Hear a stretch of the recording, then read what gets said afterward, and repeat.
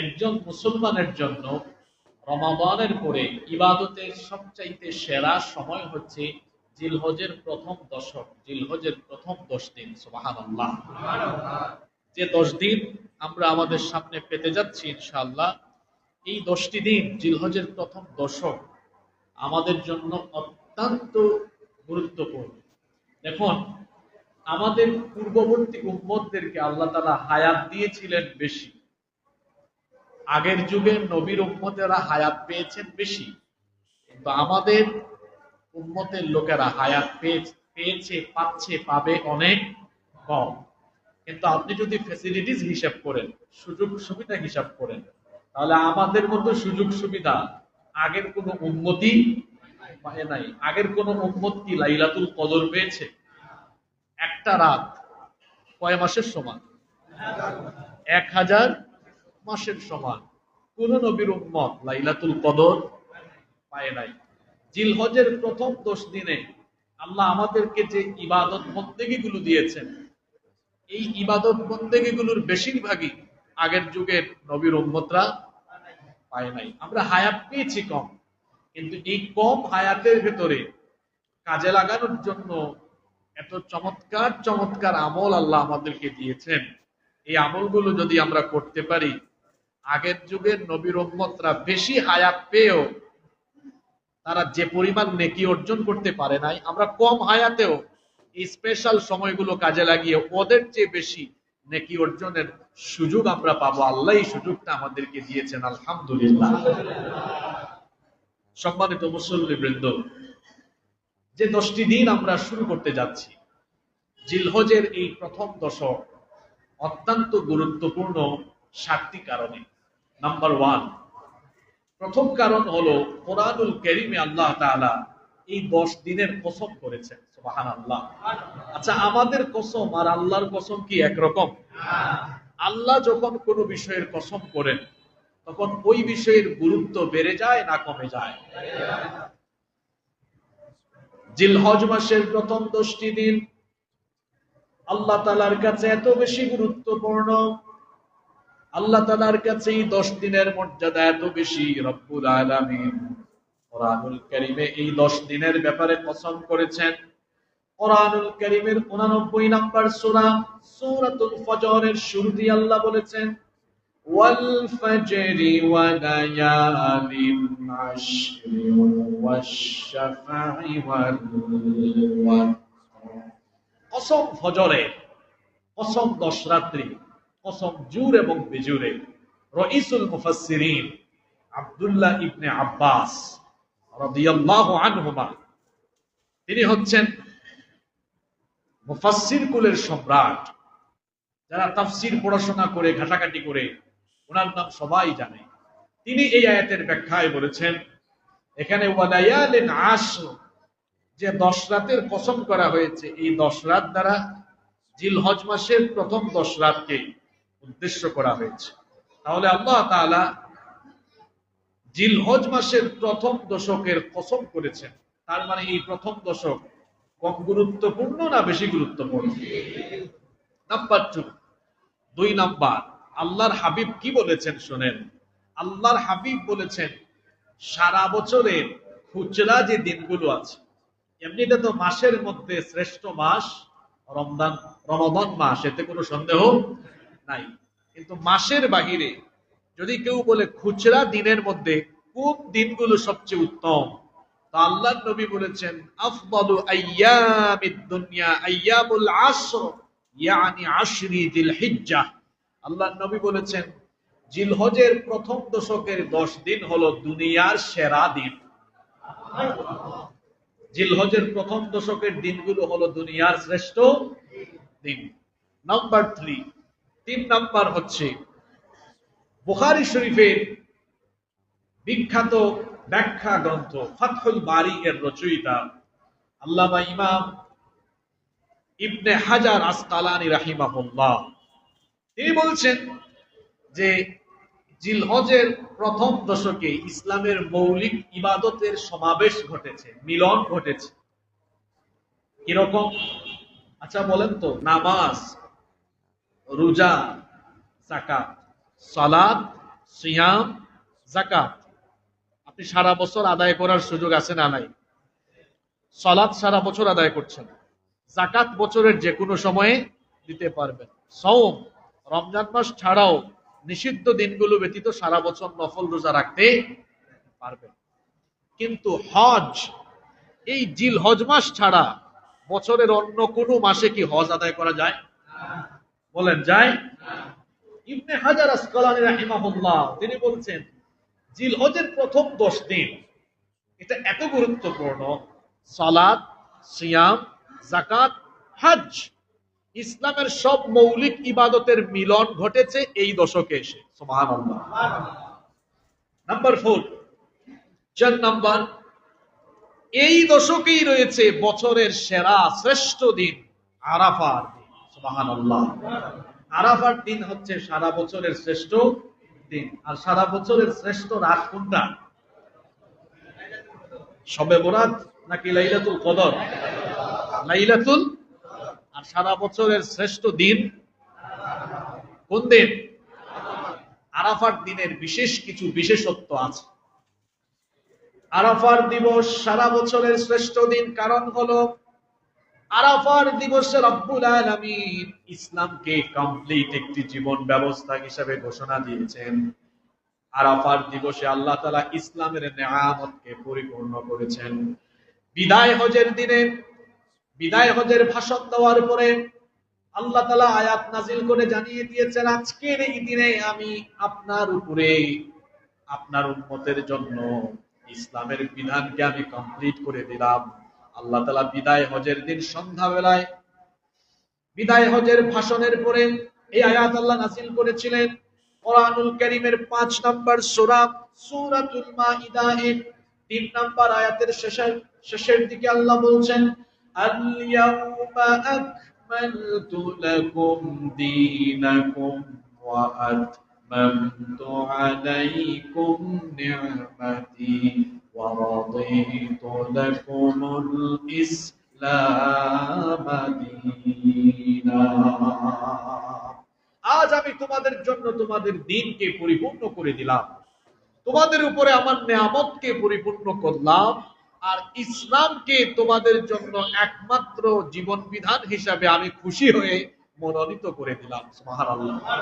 এই আয়াত নাযিল হয়েছে কোন দিনে? জোরে বলেন। আরাফার দিনে।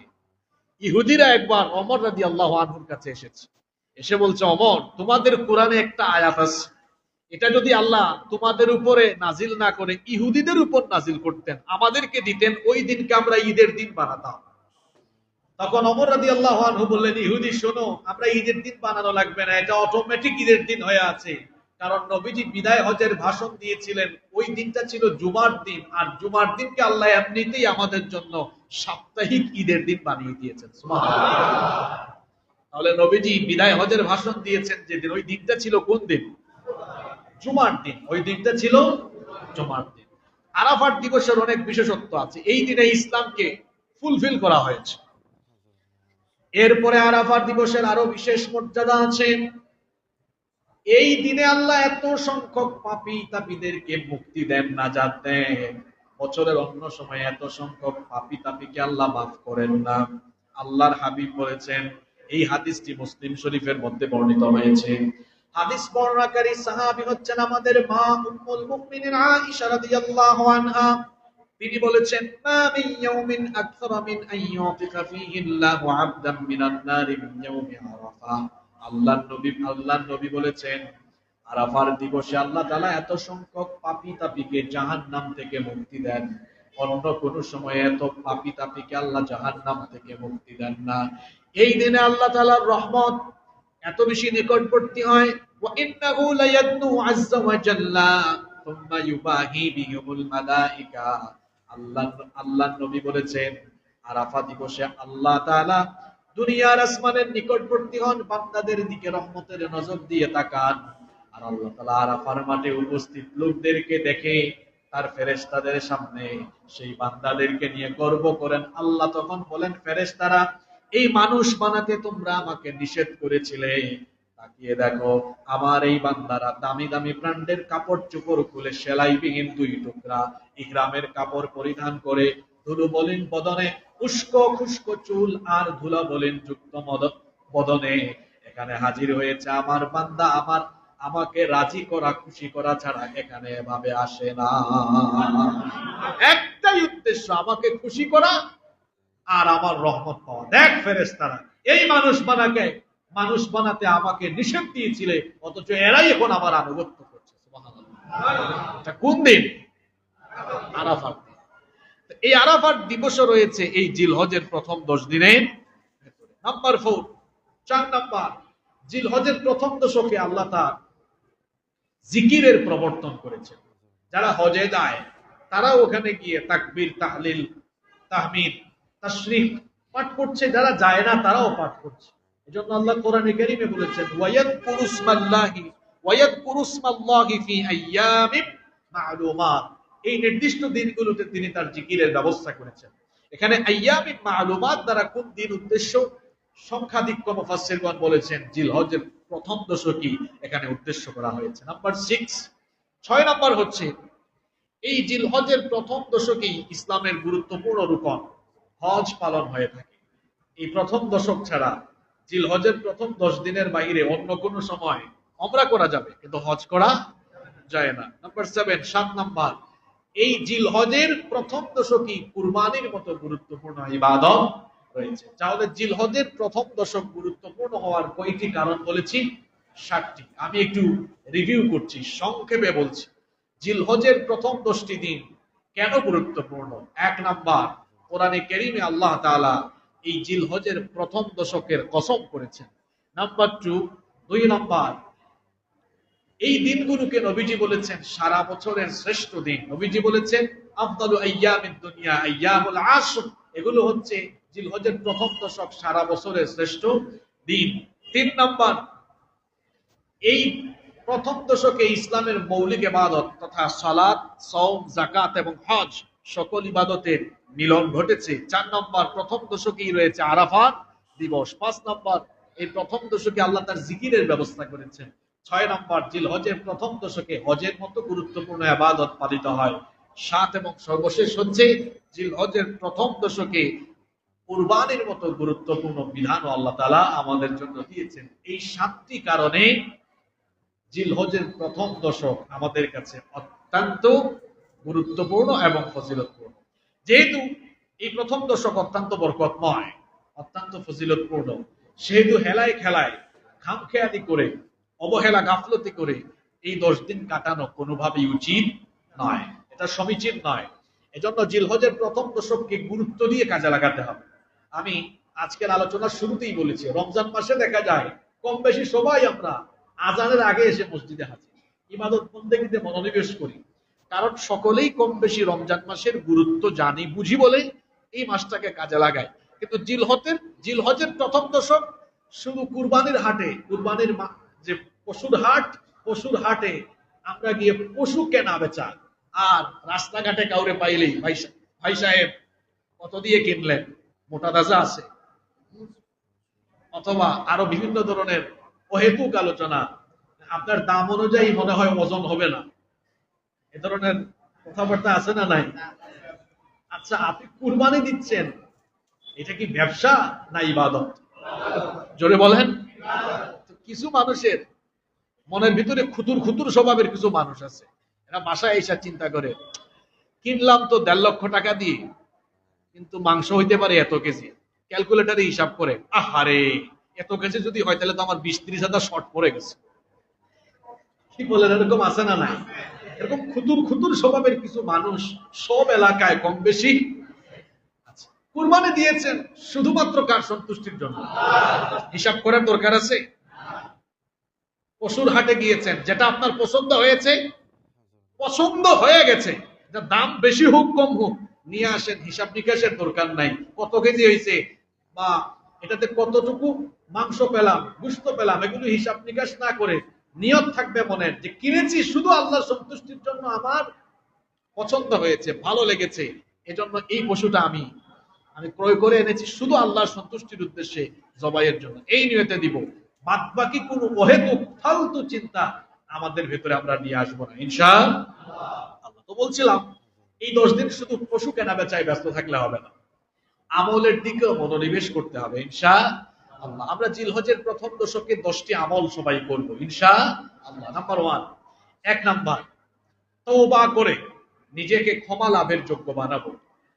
কোনো পাত্রে যদি আমরা খাবার নিতে চাই, তো ময়লা অথবা প্লেটের মধ্যে কোন ধরনের ময়লা লেগে আছে, এ ধরনের প্লেটে, এ ধরনের পাত্রে কি আমরা খাবার নেই?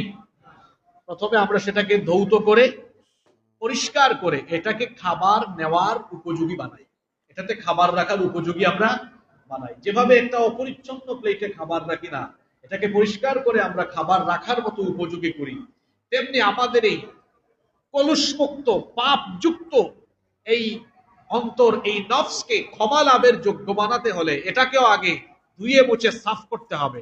আর আমাদের এই পাপযুক্ত কালিমাযুক্ত এই অন্তরাত্মাকে পরিষ্কার পরিচ্ছন্ন করার, পবিত্র করার একমাত্র পদ্ধতি হলো তওবা করা। আপনি পাপ করলে, আপনি কোনো অপরাধ করলে দেখা যাবে সবাই আপনার থেকে মুখ ফিরিয়ে দিচ্ছে। আপনার পরিবার, সমাজ, এমন এমন অপরাধ আছে পরিবার, সমাজ, রাষ্ট্র কেউ আপনার পাশে থাকে না, আপনার থেকে মুখ ফিরায় নেয়। কিন্তু আল্লাহ তাআলা এমন দয়াবান, আপনি যতই গুনাহ করেন না কেন, আপনি যদি তওবার মাধ্যমে আল্লাহ তাআলার রহমতের আশা করেন, তাহলে আল্লাহ তাআলা আপনার তওবা কবুল করে সব অপরাধ মাফ করে দিবেন। সুবহানাল্লাহ।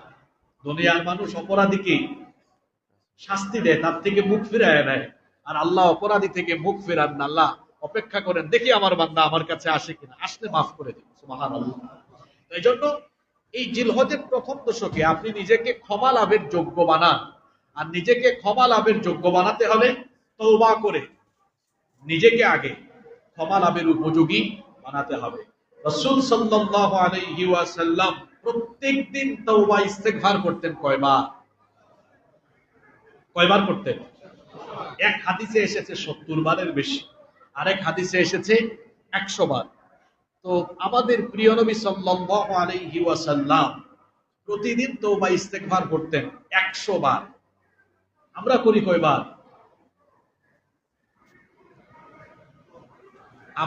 আমাদের গুনাহ, আমাদের জীবনে গুনাহ কম হোক বেশি হোক, আছে না নাই? কিন্তু আমাদের প্রিয় নবীজির জীবনে গুনাহের কোনো দাগ আছে? কোনো পাপ আছে? যিনি মাসুম, যার জীবনে কোনো গুনাহই নাই, পবিত্র, যার জীবনে কোনো পাপের ছিটা ফুটাও নাই, সেই মহামানব, সেই মহানবী মুহাম্মাদুর রাসূলুল্লাহ সাল্লাল্লাহু আলাইহি ওয়াসাল্লাম প্রতিদিন তওবা ইস্তেগফার করেছেন 100 বার। আর আমার আপনার সকাল সন্ধ্যায় গুনাহ, অথচ তওবা ইস্তেগফারের এই আমল আমাদের ভিতরে নাই। সম্মানিত মুসল্লিবৃন্দ, এজন্য নিজেদের ভিতরে আসলে এই আমলটি আমরা ডেভেলপ করি। প্রতিদিন আমরা 100 বার ইস্তেগফার করে নবীজির এই সুন্নতের উপর আমল করি।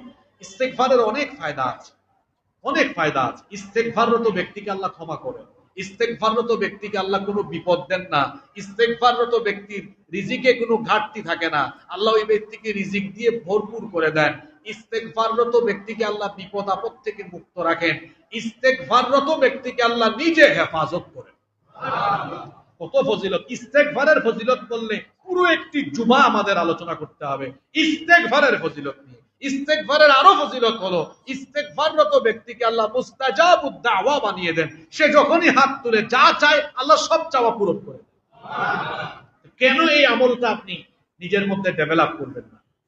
চলনে বলনে, উঠা বসা, চলাফেরায়, সকল ক্ষেত্রে কিছুক্ষণ পর পর ইস্তেগফারের আমল করে। কিছু মানুষ আছে মসজিদে ঢুকে ফেসবুক চালায়, ওই উপরের তলায় এখনো কয়েকজন মুসল্লি এরকম এখনো থাকতে পারে, তারা ফেসবুক চালানোতে ব্যস্ত।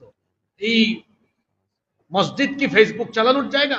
বসে আছেন, ইস্তেগফার করেন, আস্তাগফিরুল্লাহ আস্তাগফিরুল্লাহ। এই বাক্যটির পাওয়ার এত বেশি, এটা আপনাকে দুনিয়া আখিরাতে লাভবান বানিয়ে দেবে। সুবহানাল্লাহ।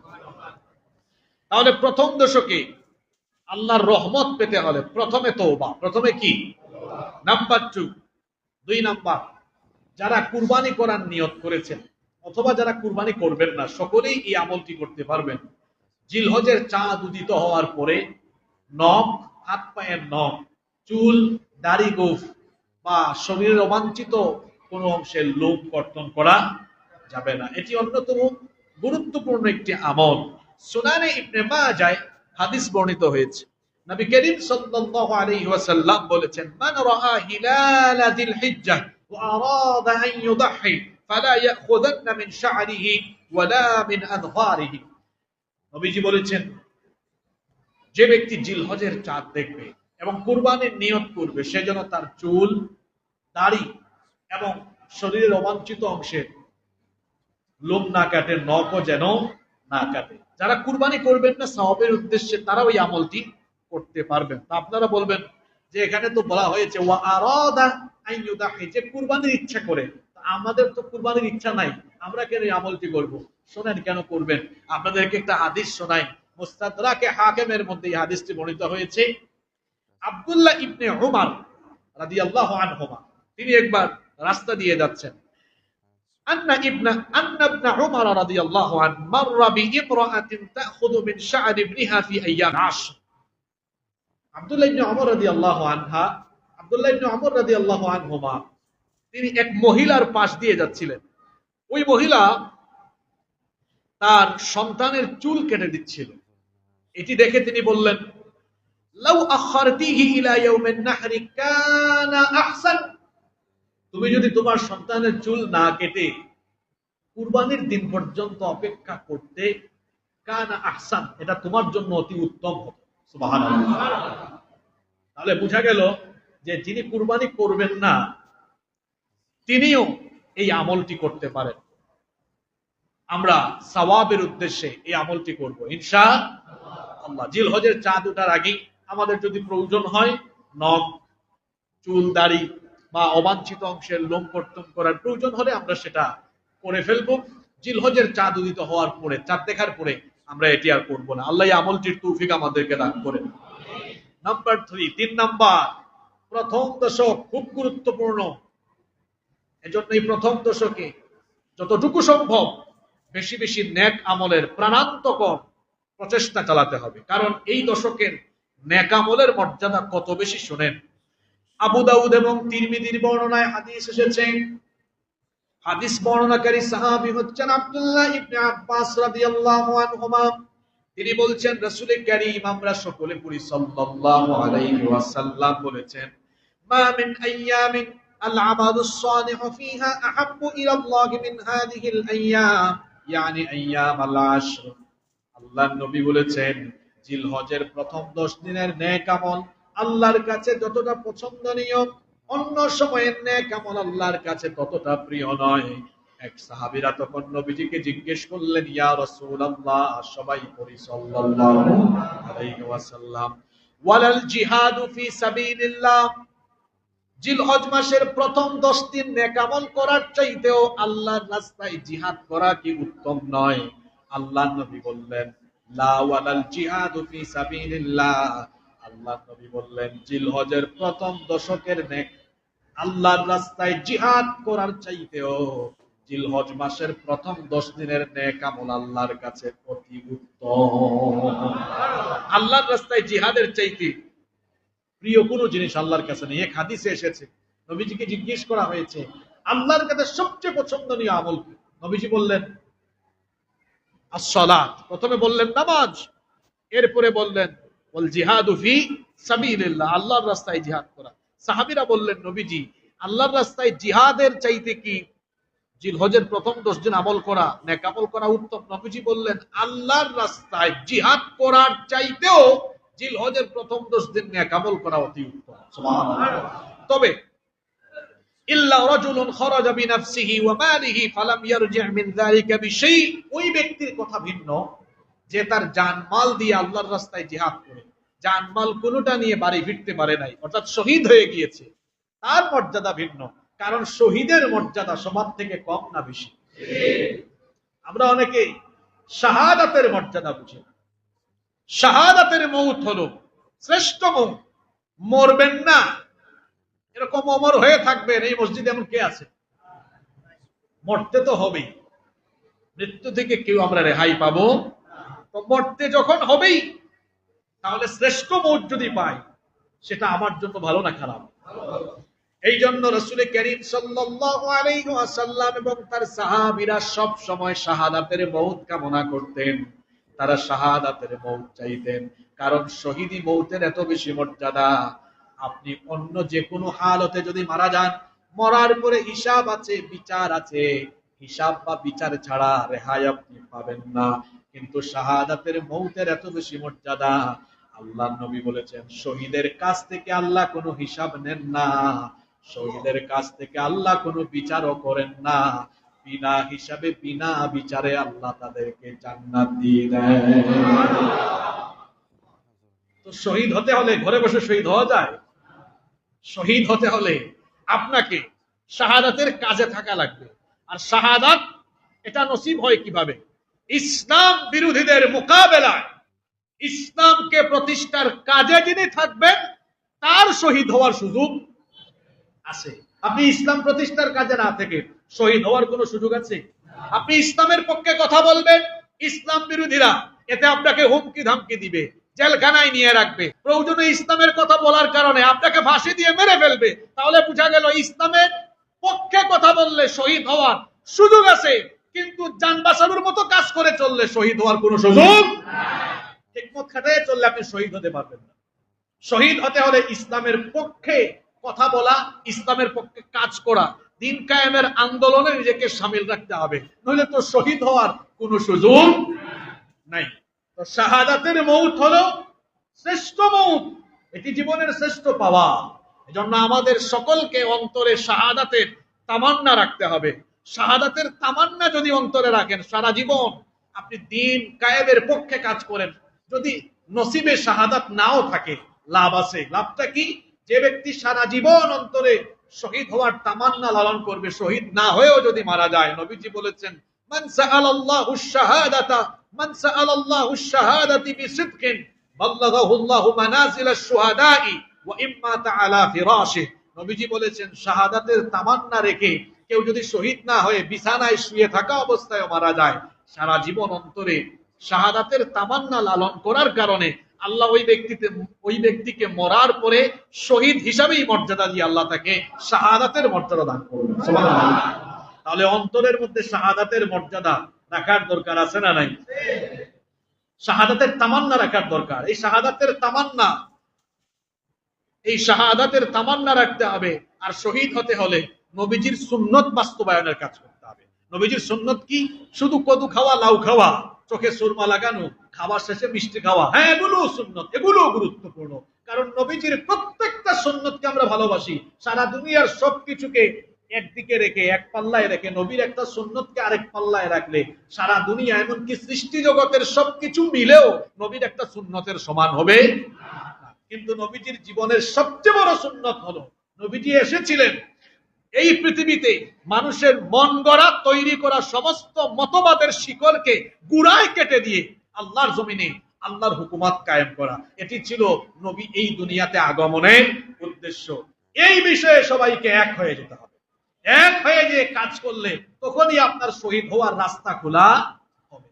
তাহলে শাহাদাতের মৌতের তামান্না আমাদের ভেতরে আছে তো? আল্লাহ আমাদেরকে কবুল করে নেন। তাহলে জিলহজের প্রথম দশকের নেক আমল আল্লাহর রাস্তায় জিহাদের চাইতেও উত্তম। তাহলে এই দশকে আমরা বেশি বেশি নেক আমল করব, দৈনিক এবং মৌলিক সকল ইবাদতগুলো আমরা করব। দৈনিক ইবাদত কি? 5 ওয়াক্তের নামাজ। এটা কি মাঝে মাঝে, সাপ্তাহিক না দৈনিক?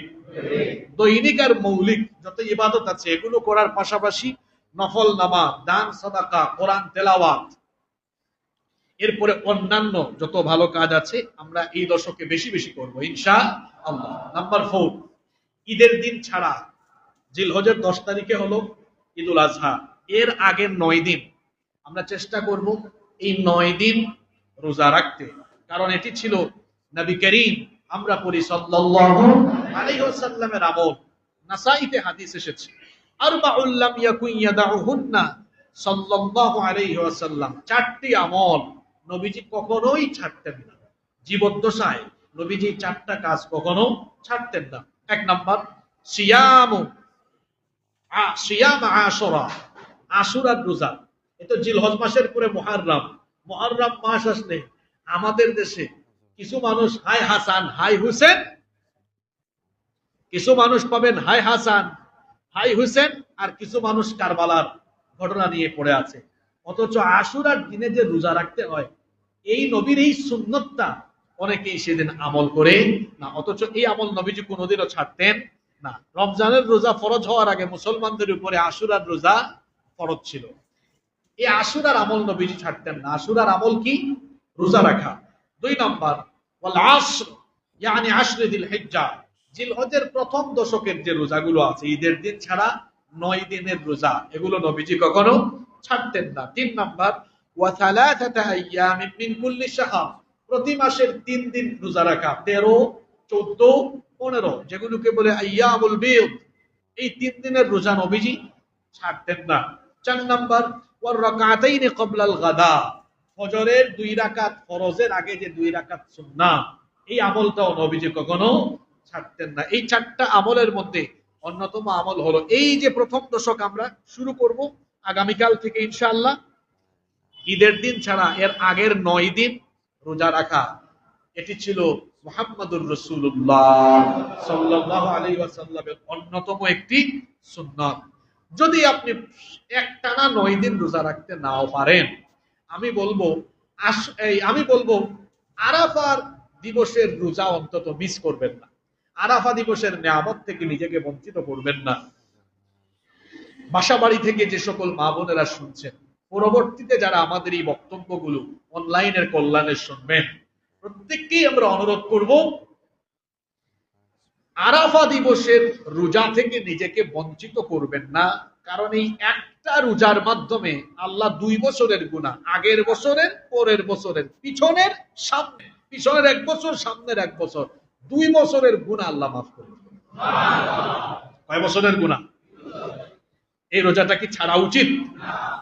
আল্লাহর নবী বলেছেন, এটি মুসলিম শরীফের হাদিস, সিয়ামু ইয়াউমি আরাফাতা আহতাসিবু আলাল্লাহি আন ইউকাফফিরাস সানাতাল্লাতী ক্বাবলা ওয়াস সানাতাল্লাতী বা'দা।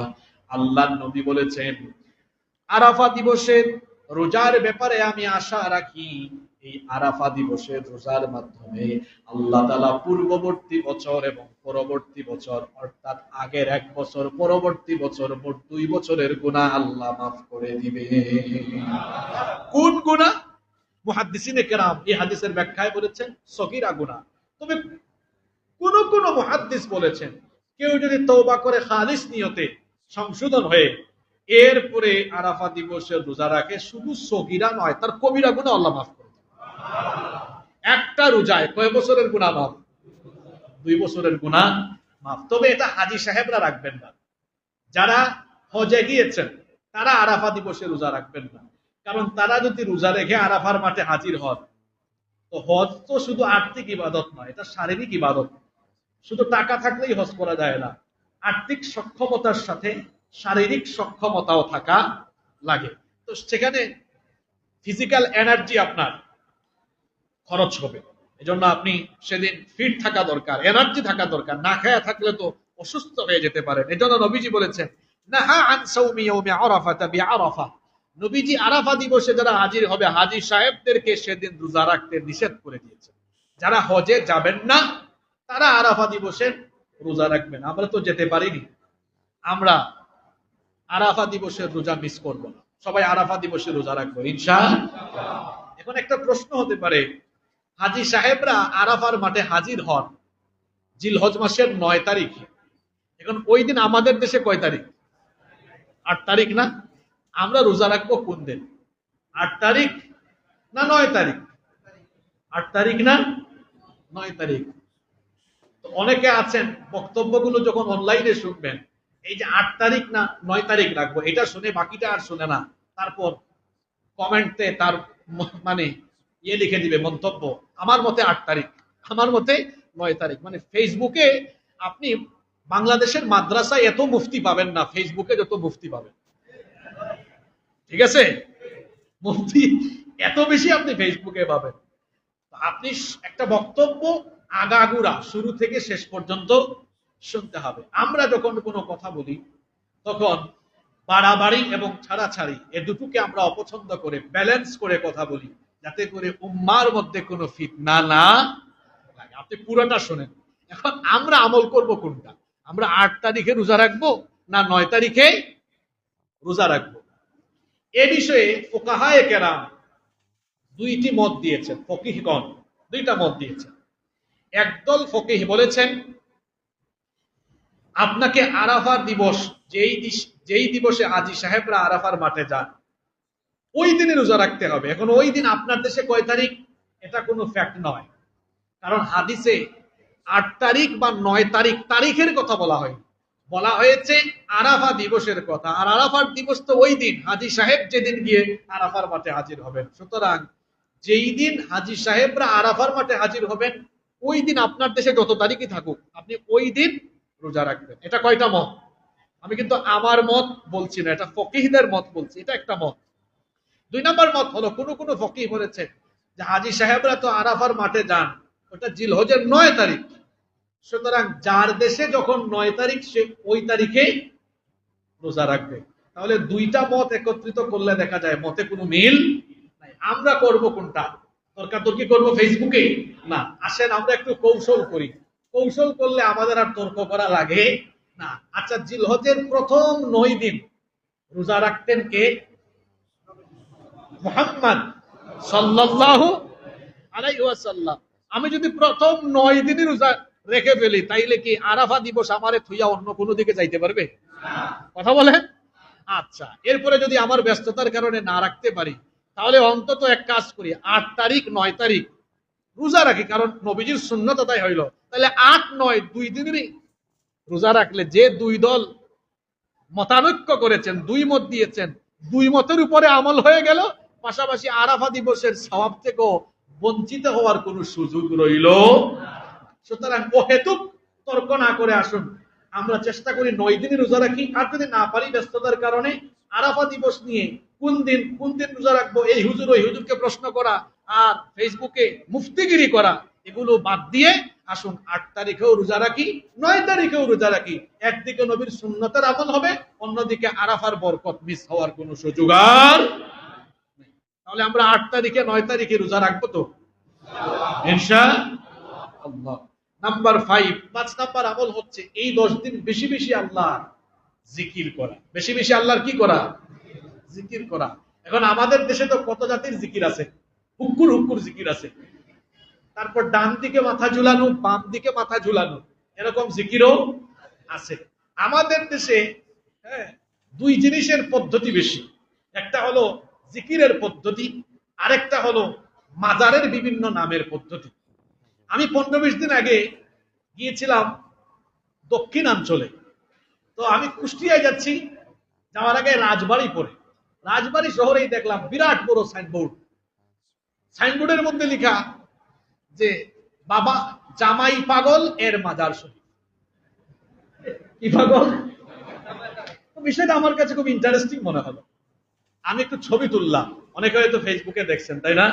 এটা দিয়েছি এই কারণে আমার কাছে মনে হইলো আচ্ছা জামাই পাগলও যদি থাকে তাহলে নিশ্চয়ই বউ পাগলও থাকতে পারে। একটু মানুষের কাছে জানতে চাই যে জামাই পাগল আমি পাইছি, বউ পাগল কোনো বাবা আছে কিনা। এটা দেওয়ার পরে 4-5 মিনিটের মাথায় পাওয়া গেছে মুন্সিগঞ্জে বউ মস্তান একজন। কোথায় আছে? মুন্সিগঞ্জে। একদম ওই ব্যক্তিও আমার মতো ছবি তুললা দিয়ে দিছে, হুজুর আমার বাড়ির পাশে, আমার বাড়ি মুন্সিগঞ্জ, আমার বাড়ির পাশে এখানে আছে বউ মস্তান। কি মস্তান? জামাই মস্তান, জামাই পাগল, বউ মস্তান, বউ পাগল, সবই আছে, ডাইলও আছে, চাউলও আছে। এমনকি আমরা প্রাকৃতিক প্রয়োজনে যে হেড অফিসে যাই, হেড অফিসে ব্যবহারের বদনাম নামেও মাজার আছে। কি বলেন আপনারা? এই দেশে মাজারের যেমন আজগুবি আজগুবি নাম আর পদ্ধতি আছে, জিকিরেরও তেমন আজগুবি আজগুবি পদ্ধতি আছে। কোথায় কোন বাবার জিকির করো, জিকির হবে আল্লাহর নামে। জিকির হবে কার নামে? তোমার কোন বাবার জিকির তুমি করো? বাবা বেশি হওয়া ভালো না কম হওয়া ভালো? এই বাবা ওই বাবার জিকির করে, এত বাবা হইলে তো মানুষ বুঝবে জন্মেই সমস্যা আছে। নিজের বাপের খেদমত করো, নিজের বাপের নিজের মায়ের খেদমত করো। বাবা মা সন্তানের জন্য সবচেয়ে বড় পীর। সবচেয়ে বড় পীর কে? বাবা মা। নিজের মা বাবা থুইয়া ওইদিকে যাবার কোনো দরকার নাই। এক সাহাবী এসেছেন নবীজির কাছে, নবীজি আমাকে যুদ্ধে যাওয়ার জিহাদে পারমিশন দেন। বললেন তোমার কি মা আছে? বললেন হ্যাঁ। নবীজি বলেন বাড়ি যাও, বাড়ি গিয়ে মায়ের খেদমত করো, জিহাদের চাইতে মায়ের খেদমত উত্তম। সুবহানাল্লাহ। আমার কথায় কি কষ্ট পেয়েছেন? এই দশকে জিকির করা, আর জিকিরটা হুক্কুর হুক্কুর জিকির না, কিছুক্ষণ এই দিকে মাথা ঢুলাইয়া কিছুক্ষণ এই দিকে মাথা ঝুলাইয়া, এগুলোর নাম জিকির না। শুনেন জিকির কি। নবীজি বলছেন আফদালুয যিকর, সবচেয়ে শ্রেষ্ঠ জিকির হলো লা ইলাহা ইল্লাল্লাহ। এটা হলো জিকির। এটার অর্থ কি? লা ইলাহা ইল্লাল্লাহ এটার মানা অর্থ হলো লা মা'বুদা বিহাক্কিন ইল্লাল্লাহ, আল্লাহ ছাড়া কোনো মাবুদ নাই। এই জিকির করেন। অথবা আরো জিকির আছে, আপনি জিকির করতে পারেন লা ইলাহা ইল্লাল্লাহ লাহুল মুলকু ওয়া লাহুল হামদু ওয়া হুয়া আলা কুল্লি শাইইন কাদির। অথবা জিকির করেন সুবহানাল্লাহ আলহামদুলিল্লাহ লা ইলাহা ইল্লাল্লাহ ওয়াল্লাহু আকবার ওয়া লিল্লাহিল হামদ আল্লাহু আকবার কাবীরা সুবহানাল্লাহি বুকরাতান ওয়া আসীলা। এগুলো পড়েন। অথবা আল্লাহর নবীর হাদিস শুনেন, নবীজি বলেছেন কালিমাতানি হাবিবাতানি ইলার রহমান খাফিফাতানি আলাল লিসান সাকিলাতানি ফিল মিজান। দুটো বাক্য এমন আছে, দুটো শব্দ এমন আছে যেগুলো উচ্চারণ করা সহজ, এগুলো আল্লাহর কাছে প্রিয়। এমনকি এই দুটো বাক্যের ফজিলত এত বেশি, আল্লাহর নবী বলেছেন সাকিলাতানি ফিল মিজান, এই দুটো বাক্যকে মিজানের পাল্লায় রাখা হলে মিজানের পাল্লা পরিপূর্ণ হয়ে যাবে। এগুলো আপনাদের জন্য নবীজি বলেছেন খাফিফাতানি আলাল লিসান, আপনার লিসান দিয়ে জিহ্বা দিয়ে এগুলো উচ্চারণ করা বড় সহজ। আবার এগুলো হাবিবাতানি ইলার রহমান, এগুলো আল্লাহর কাছে প্রিয়। সেগুলো কি? সুবহানাল্লাহি ওয়া বিহামদিহি সুবহানাল্লাহিল। এগুলো করবেন।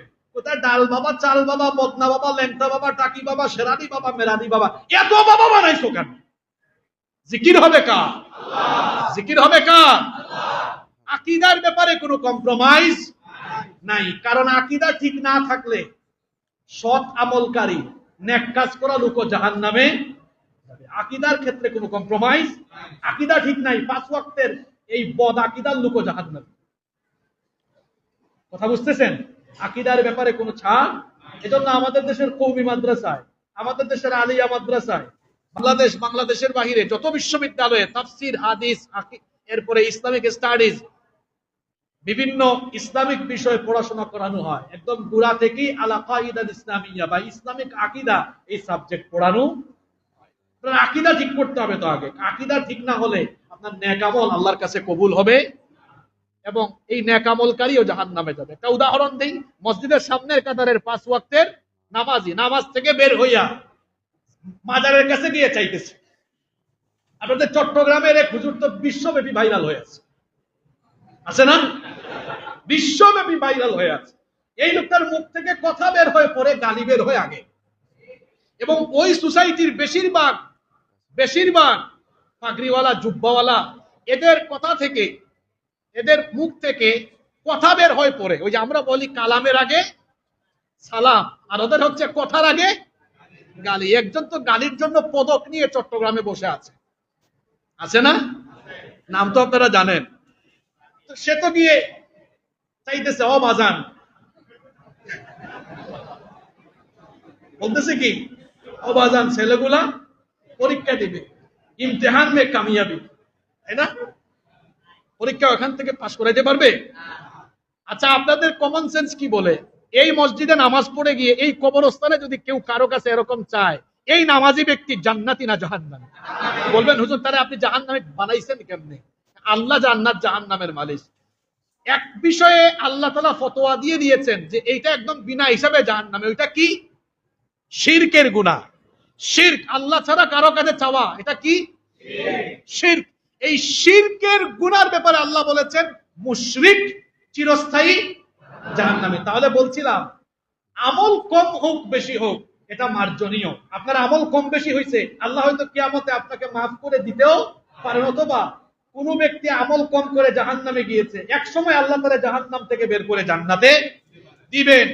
আমলের ব্যাপারে কম্প্রোমাইজ আছে, আকীদার ব্যাপারে কোনো কম্প্রোমাইজ নাই। মুশরিক হয়ে কেউ মারা গেলে ও জাহান্নামী, এরা আল্লাহ কোনোদিনও জাহান্নাম থেকে উঠাবেন। এজন্যই তো আমি বারবার বলি সবকিছুর ক্ষেত্রে কম্প্রোমাইজ হবে, আকীদার ক্ষেত্রে কোনো কম্প্রোমাইজ হবে না। সোজা কথা, সাফ কথা, এখানে কোনো কম্প্রোমাইজ। পৃথিবীর সমস্ত নবী রাসূলের দাওয়াত ছিল কিসের দাওয়াত? আকীদার দাওয়াত ছিল না? সব নবীরা দাওয়াত দিয়েছেন লা ইলাহা ইল্লাল্লাহ। কবরের প্রশ্নগুলো আমলের না আকীদা? মার রাব্বুকা, এটা কি আমলের প্রশ্ন করা হয়েছে না আপনার আকীদা জানতে চাওয়া হয়েছে? ইহুদির আকীদা কি? ওয়াকালাতিল ইয়াহুদু উযাইর ইবনুল্লাহ, তার আকীদা উযাইর আল্লাহর ছেলে, নাউজুবিল্লাহ। খ্রিস্টানের আকীদা কি? ওয়াকালাতিন নাসারা আল মাসীহ ইবনুল্লাহ, তার আকীদা হলো ঈসা আলাইহিস সালাম আল্লাহর ছেলে, নাউজুবিল্লাহ। আর আমার আকীদা কি? লা ইলাহা ইল্লাল্লাহ। প্রথম প্রশ্নটা কবরের আমলের প্রশ্ন না আকীদার প্রশ্ন? 2 নাম্বার, মা দীনুকা, তোমার দিন কি ছিল? এটা কি আমলের প্রশ্ন না আকীদার প্রশ্ন?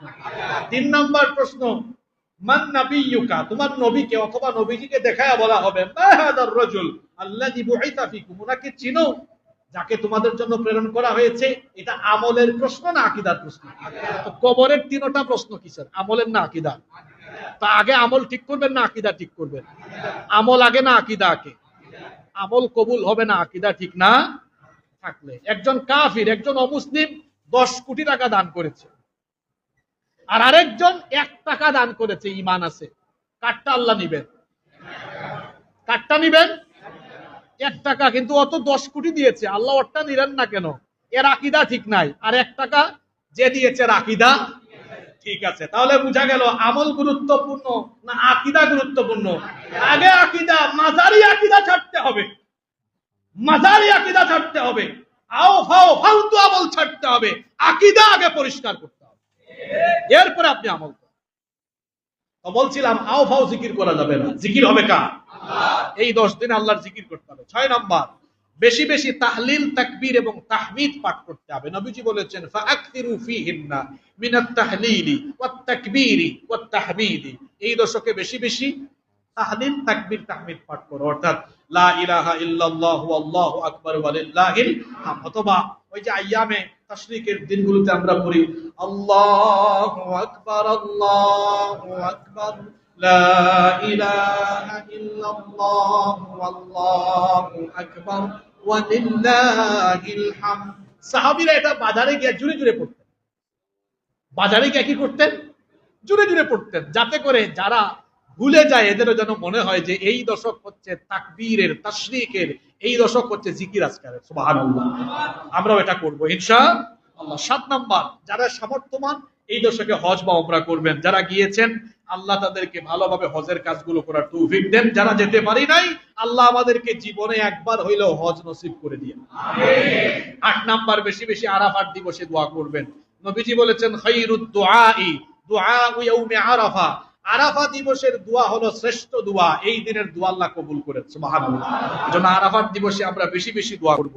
এরপরে 9 নাম্বার আমল, জিলহজ মাসের 9 তারিখ ফজরের নামাজ থেকে জিলহজের 13 তারিখ আসর পর্যন্ত মোট 23 ওয়াক্ত ফরজ নামাজের পরে সালাম ফেরানোর পরে আমরা পুরুষ নারী সবাই তাকবীরে তাশরিক পাঠ করব। পুরুষেরা জোরে জোরে পড়বেন, নারীরা চুপি চুপি আস্তে আস্তে পড়বেন। আল্লাহু আকবার লা ইলাহা ইল্লাল্লাহু আল্লাহু আকবার ওয়া লিল্লাহিল হামদ। 10 নাম্বার, যাদের সামর্থ্য আছে তারা কুরবানি করবেন, কুরবানির দিনে কুরবানি করবেন। তাহলে এই জিলহজের কয়টা আমল বললাম? প্রথম দশকের 10টা আমল। কুরবানির মাসাইল সম্পর্কে এবং কুরবানির শিক্ষা সম্পর্কে আমরা আগামী জুমায় তত্ত্ববহুল আলোচনা পেশ করার চেষ্টা করব ইনশাআল্লাহ। আজকে আমরা যে কথাগুলো বলেছি জিলহজের গুরুত্ব নিয়ে এবং আমল নিয়ে, আমরা যেন জিলহজের প্রথম দশককে গুরুত্ব সহকারে আমলের সাথে কাজে লাগাতে পারি।